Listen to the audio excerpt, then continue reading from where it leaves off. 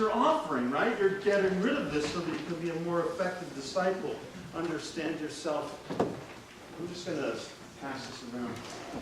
Take that and drop in your things and send it down, and you can just pass that around. Does anybody need more paper, by the way? Oh, yeah. Oh, yeah. In our planning of this service, we actually contemplated just handing out rolls of toilet paper that needs to be writing.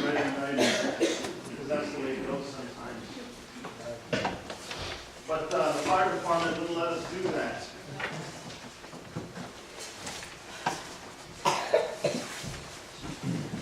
So, yes. Let's sing while we're collecting sinners.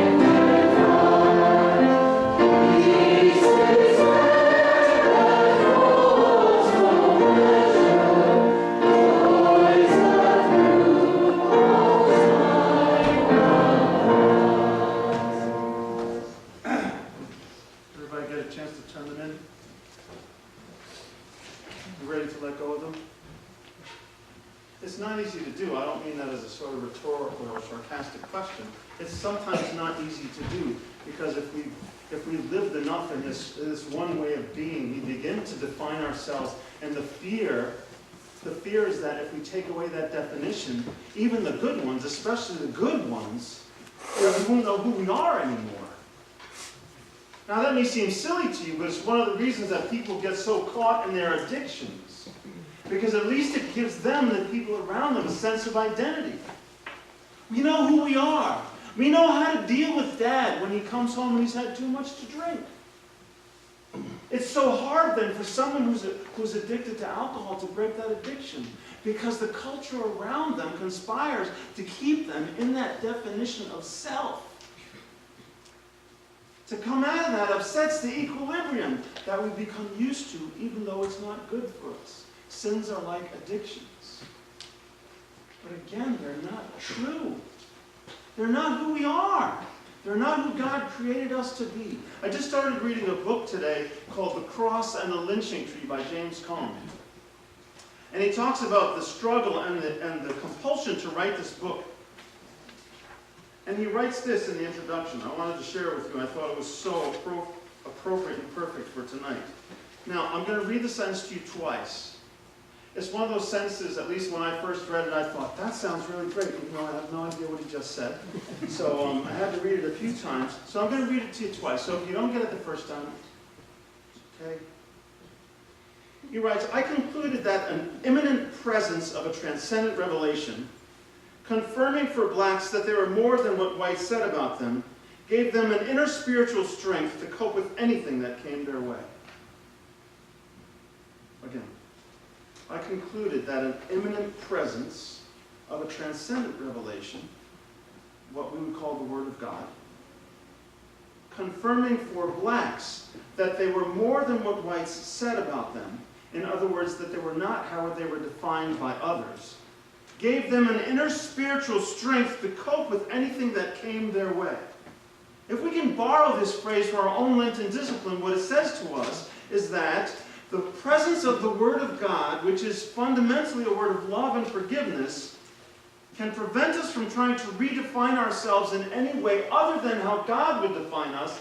And as we work our way through the season of Lent, we find that this redefinition by God gives us the inner spiritual strength we need to cope with the very real self-examination that is part of Lent. In other words, we see things about ourselves that we just don't like.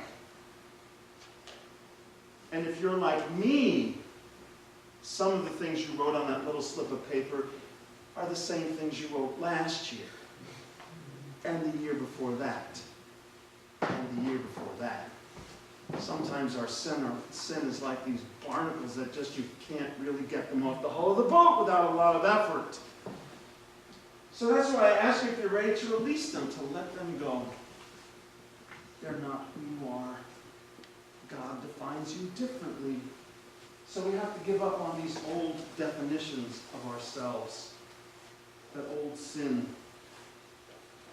And that's part of the reason why in just a couple of minutes, Pastor Kim and I will invite you forward to be marked on your forehead with these ashes and reminded that you are dust, and to dust you shall return. I've never enjoyed this part of Ash Wednesday. I always felt like I was being insulted. And I love you. Why would I want to tell you this? There's a very specific spiritual wisdom in this activity of imposing ashes on your foreheads. It's to remind you of one reality so that the other reality can take its place. It's to remind you that every single one of those definitions that we put on ourselves is really just dust. It's just dust. It doesn't mean anything. It's like we say all the time, you've never seen a U-Haul behind a hearse. You can't take that stuff with you. It's the same with all those definitions that you put on yourself. None of those makes it into heaven. The door's too narrow. Jesus said it all the time. You know why it's narrow? So you can get rid of all that stuff you're trying to bring with you and just bring you. Or just allow yourself to be pulled through. It's just dust. But dust in the sign of the cross, which is our redemption. I got nervous that we wouldn't have enough ashes to go around. I worry about it every year. So I asked our office administrator to order me some. She did. She ordered me a bag of ashes. I said, "Are you kidding?" She says, "No, look. I got you enough. It says right here on the label, palm ash serves 100.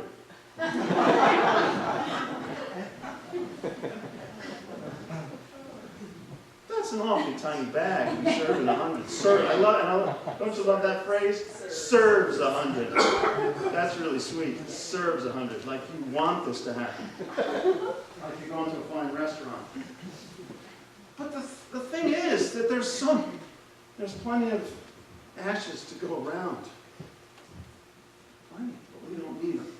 So we become marked with the sign of the cross to remind us that there's only one definition that matters, and that's the one that God gives us.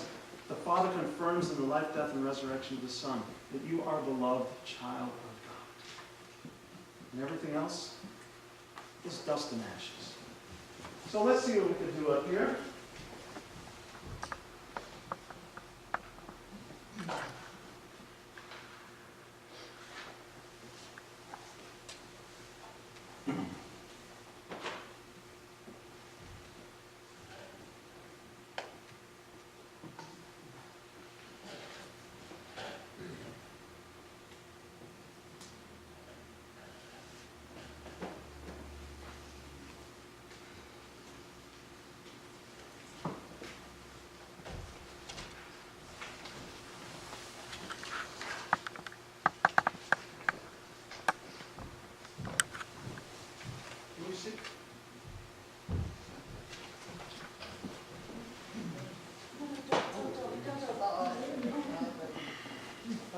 Listen, they're going away.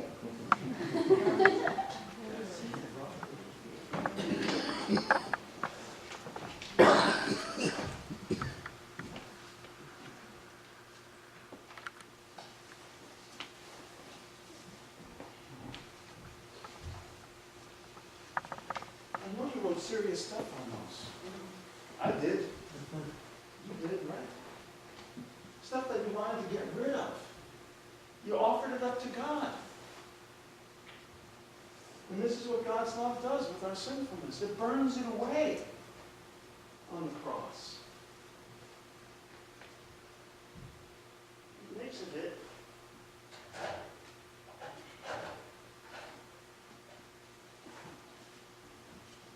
thing short of those ashes. Because no, really, look, it makes it a nothing.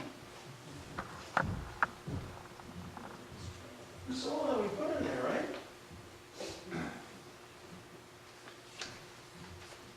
Probably shouldn't walk around. But that is just amazing to me that all these things, and think about that for a moment, okay? Sin has sometimes been described as a weight that we carry around with us because we burden ourselves with our sinfulness. But in the eyes of God,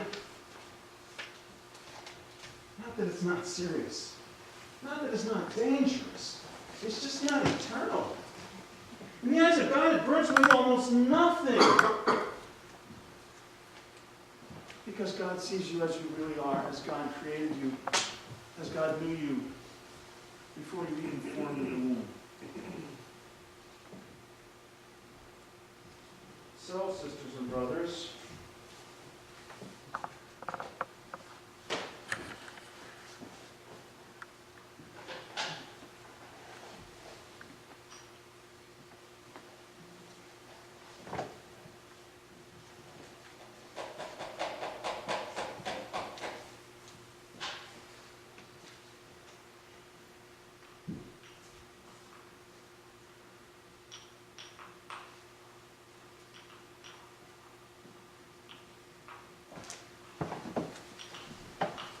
I invite you to come forward as the Spirit moves you. Receive the sign of the cross on your forehead. To be reminded of the harsh reality, but also the deep forgiveness of God who makes beautiful things out of dust and ashes.